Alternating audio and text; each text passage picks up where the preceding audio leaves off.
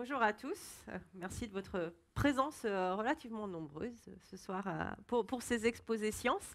Donc effectivement, moi je vais vous parler de... Je vais... Ok, j'ai le laser. De la vie sur Terre à la vie extraterrestre, mais bon, principalement la recherche de vie extraterrestre. Et pour cette présentation, je vais focaliser sur les mondes océans. Donc j'expliquerai de quoi il s'agit.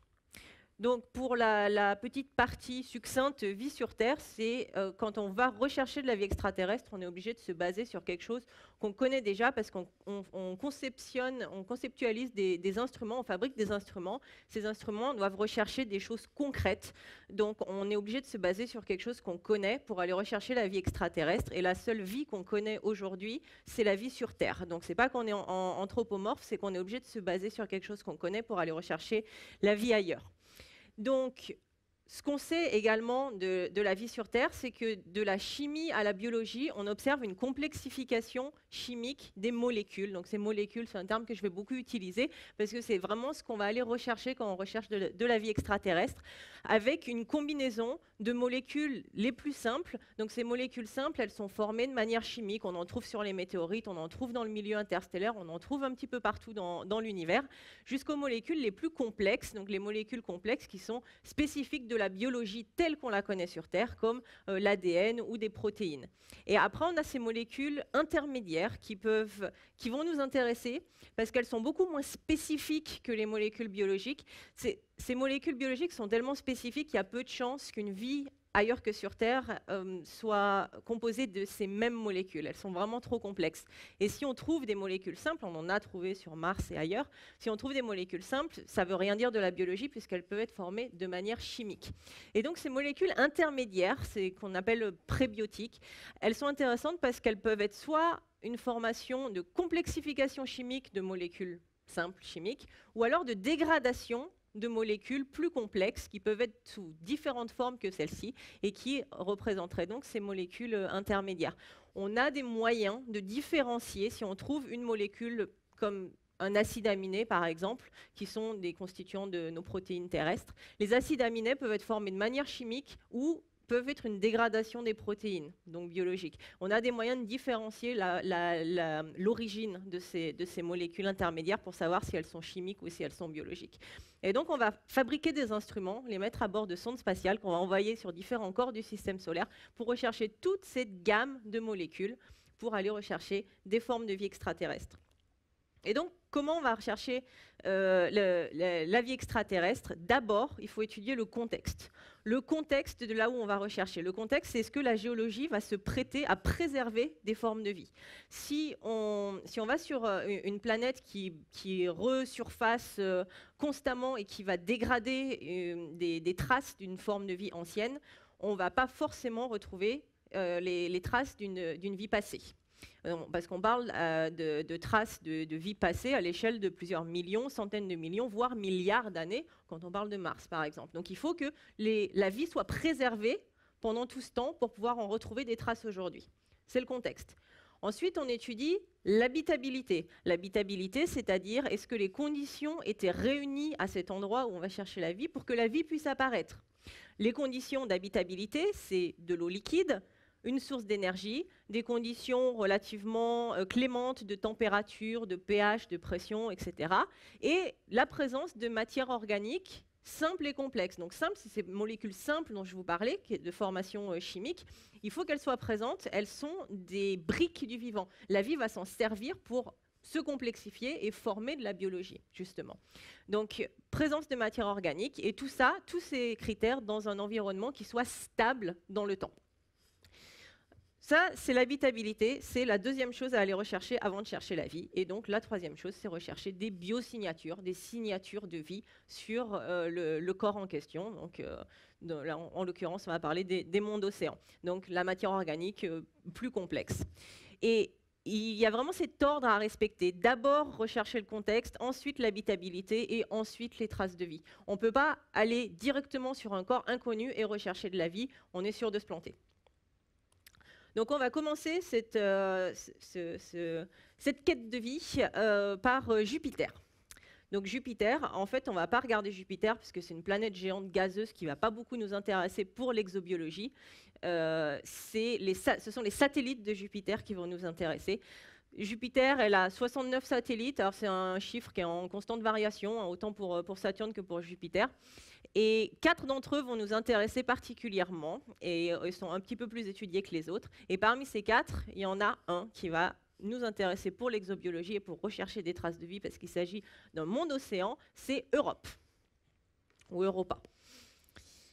Europe, c'est donc un monde océan. Un monde océan, ça veut dire qu'il a un océan d'eau liquide. Alors pas en surface, parce qu'on est au niveau de Jupiter, il fait particulièrement froid à cet endroit du système solaire, mais il a une couche de glace qui est globale, d'une dizaine de kilomètres d'épaisseur, même si l'épaisseur n'est pas complètement contrainte. En dessous de cette couche de glace, un océan d'eau liquide qui englobe, qui est vraiment global sur le satellite. Quand on prend en quantité absolue l'eau liquide d'Europe et qu'on la compare à l'eau liquide des océans terrestres, en quantité absolue, on a plus d'eau sur Europe. Les planètes sont à l'échelle. On a plus d'eau sur Europe que sur la Terre. Donc, c'est vraiment un monde océan, comme son nom l'indique. Il est composé principalement d'eau liquide. En dessous de cette eau liquide, il y a le manteau silicaté et l'océan est en contact avec ce manteau et vous verrez pourquoi c'est si intéressant.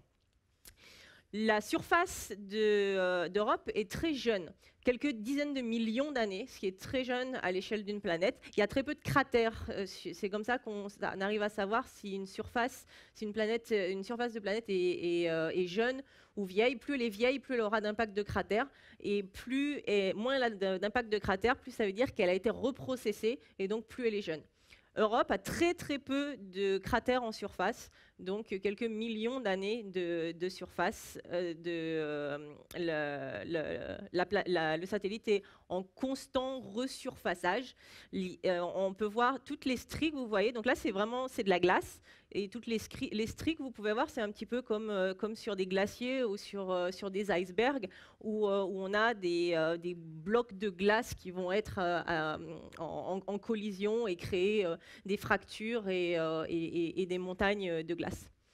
L'autre chose intéressante à la surface d'Europe qu'on peut observer, ce sont toutes ces taches brunâtres qui sont des sels. Et puisqu'on a un resurfaçage et des échanges permanents entre l'océan sous la couche de glace et la surface, on s'attend donc, à partir de sels en surface, d'avoir un océan salé en global à l'intérieur d'Europe. Pour étudier tout ça, une mission est prévue pour 2024 qui s'appelle Clipper. Et c'est une mission qui va orbiter autour de Jupiter et qui va faire ce qu'on appelle des flyby d'Europe, donc qui va passer régulièrement, 45 fois exactement, autour d'Europe pour étudier le contexte et l'habitabilité. Clipper ne va pas rechercher des traces de vie à la surface d'Europe, il va essayer de comprendre un petit peu mieux ce satellite pour qu'une mission suivante puisse aller rechercher des traces de vie. Juste pour le contexte, on avait proposé des instruments quand il y a eu l'appel d'offres d'instruments sur cette mission, et on n'avait pas été sélectionné pour faire des instruments sur Clipper. Donc, la question suivante, c'est est-ce qu'il peut y avoir de la vie dans l'océan global d'Europe? On a cette couche de glace, on a l'océan sous la couche de glace, et vous ne vous occupez pas de toute la complexité de ce que vous pouvez voir dans l'océan, et la couche le manteau, la couche de silicate qui se trouve en contact avec l'océan. Et pourquoi ce contact est important?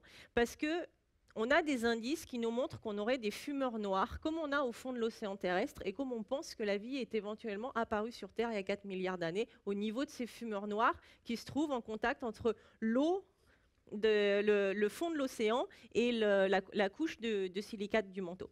Et donc on aurait ces fumeurs noirs qui permettent d'apporter de l'énergie, des molécules, de faire des réactions chimiques et donc éventuellement de créer de la vie qui se propagerait dans l'océan. Même si on n'a pas de vie, on a probablement une chimie complexe à l'intérieur de l'océan. Et pour analyser cette chimie, analyser et éventuellement trouver si on a des formes de vie, ce qu'il faut, c'est goûter cet océan et l'analyser. Seulement, je vous ai dit, on a une couche de glace qui fait une dizaine de kilomètres d'épaisseur au-dessus de cet océan. Pour l'instant, on n'a pas la technologie pour creuser la couche de glace et accéder à l'océan. Seulement, on a de la chance, c'est que l'océan se répand en surface par des geysers. Donc, vous pouvez le voir sur cette image. C'est une image qui a été prise par Hubble, où on voit des panaches qui sont riches en eau, donc qui se répandent au-dessus de la surface, à plusieurs dizaines de kilomètres de la surface du satellite. Et ces panaches d'eau sont donc des geysers qui se trouveraient au niveau de craquelures de la couche de glace et qui permettraient à l'océan sous glaciaire de se répandre dans l'atmosphère. Donc on n'a pas besoin, nous, d'accéder à l'océan, puisque l'océan vient à nous dans l'atmosphère. Donc l'idée, pour analyser ces traces d'océan et pour donc comprendre la complexité chimique qui peut se trouver dans l'océan d'Europe et éventuellement les traces de vie, c'est une future mission qui s'appelle Europa Lander. C'est un atterrisseur à la surface d'Europe qui est représenté en représentation d'artistes ici. On voit les panaches au loin, donc ces panaches d'eau qui se répandent de l'océan jusqu'à la surface. C'est une mission qui n'est pas encore prévue, qui n'a pas encore le budget, qui sera dédié à la recherche de traces de vie passées ou présentes sur le satellite. Et même si la mission n'est pas encore prévue, on ne sait pas si elle existera un jour, on est déjà en train de prévoir des instruments pour répondre à l'appel d'offres quand cette mission, si cette mission est décidée, ça serait par la NASA, si cette mission est décidée par la NASA d'être lancée, la NASA ouvrira un appel d'offres international en disant on envoie un atterrisseur sur Europa, proposez-nous des instruments qui seraient intéressants pour étudier l'habitabilité et les traces de vie. Donc on est en train de préparer ces instruments avec des collègues américains. On a un instrument qui s'appelle EMILI pour European Molecular Indicator of Life Investigation. Donc pour rechercher des traces de vie moléculaires à la surface d'Europe, qui est en préparation. Et nos collègues américains, donc Will Brinkerhoff du NASA Goddard dans le Maryland, nous a demandé de participer technologiquement à son instrument EMILI. Et donc on est en train de préparer activement un instrument, une partie d'un instrument avec les Américains pour répondre à un potentiel appel d'offres futur pour une mission sur Europa. Donc, vous voyez le process quand même qui est relativement complexe. Et pour la petite histoire, il me semble bien que la fille de Will s'appelle Emily et que c'est pour ça qu'il a nommé son instrument Emily. On est tous un petit peu mégalos là-dedans. Je réponds moi-même à un appel d'offres pour dimanche que j'ai appelé Caro. Je m'appelle Caroline. C'est Chasing Astrobiology Relevant Organics. Ça colle. Souvent, on trouve d'abord l'acronyme et après, on trouve la définition de l'acronyme. Et pour préparer l'instrument, ce qu'on fait, c'est on va chercher des lieux sur Terre qui sont ce qu'on appelle analogues aux lieux qu'on va étudier dans le système solaire. Donc sur Terre, on va rechercher des lieux analogues de l'océan d'Europe. L'océan d'Europe, je vous ai dit, c'est un océan qui est probablement salé. On a des indications sur quel type de sel se trouve dans cet océan. Et ça correspond à 2 lacs, au système lacustre en tout cas, qui se trouvent sur Terre. Le premier, le lac Mono en Californie. Et le deuxième, le système lacustre Tires en Espagne. Donc là, en été dernier, j'ai pu aller récolter des échantillons sur ce système lacustre. Il faisait vraiment chaud, donc il avait beaucoup évaporé. Tout ça, c'est du sel que vous voyez, le blanc. Et il y a donc quelques mares qui restaient et qui sont hyper salines. Il y a des études biologiques qui ont été effectuées sur ces analogues qui montrent qu'on a beaucoup de formes de vie et beaucoup basées sur le soufre principalement.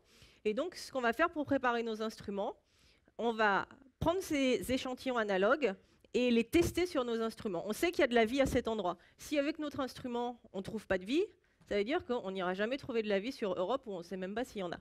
Donc, on a un témoin positif avec des conditions qui ressemblent à celles de l'océan d'Europe et c'est comme ça qu'on va préparer nos instrumentations.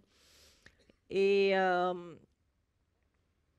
donc, on va passer maintenant sur un petit peu plus loin dans le système solaire. On va au niveau de Saturne.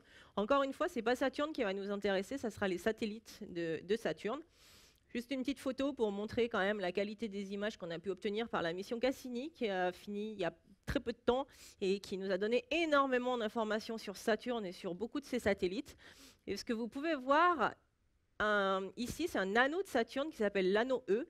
Et cet anneau E, il est particulièrement intéressant parce que c'est l'orbite d'un des satellites de Saturne qui s'appelle Encelade.